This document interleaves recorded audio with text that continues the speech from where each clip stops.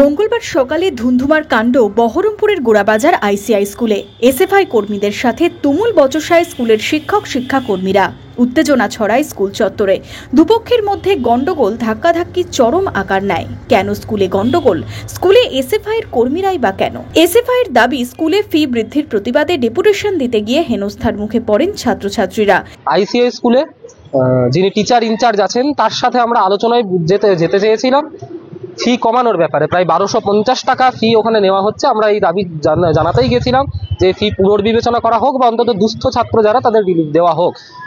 TIC বা অন্যান্য শিক্ষক এবং অশিক্ষক কর্মচারী যারা আছে তারা প্রথম থেকে কোনো সহযোগিতা তো করেইনি, প্রথম থেকেই দুর্ব্যবহার করেছে আমাদের ছাত্র কর্মীদের সাথে। এরই প্রতিবাদে এদিন বিকেলে বহরমপুর থানায় লিখিত অভিযোগ দায়ের করা হয়। আর কি অভিযোগ? স্কুলের কিছু শিক্ষক অশিক্ষক কর্মচারী মিলে আমাদের উপর হাত তোলে।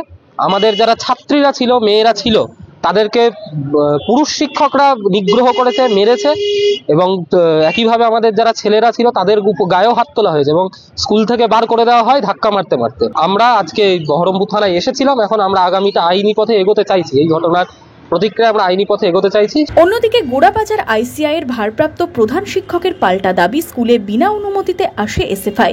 পুলিশকে জানানো হয়েছে, সিসিটিভি ফুটেজও আছে। পুলিশকে আমরা সবকিছু জানিয়েছি, লিখিতভাবেও জানিয়েছি। আমাদের সিসিটিভির ফুটেজ আছে, সেখান থেকে পুলিশ ফুটেজ দেখেছে। ওরা কিভাবে শাটার নামিয়ে তালা মারতে গিয়েছিল তার রেকর্ডও আমার কাছে আছে।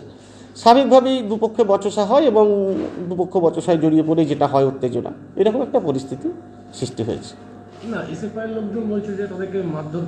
না, ওরা যখন আমাদেরকে লাঠি তুলেছে স্বাভাবিকভাবে দুপক্ষই, আমি প্রথমেই বললাম, প্রথমে বচসা হয়, ওরাও লাঠি তুলে, মানে ঝান্ডার লাঠি তুলে, এরাও উত্তেজিত হয়, ফলে মারামারি হয়েছে। যদি হয়ে থাকে সেটা দুপক্ষেই হয়তো হয়েছে বা হয়তো না হলেই ভালো হতো, কিন্তু আমি যেহেতু ঘটনাস্থলে ছিলাম না, তো সেখানে আমি পরে এসেছি, তো ওই কারণেই এখন যেটুকু ঘটেছে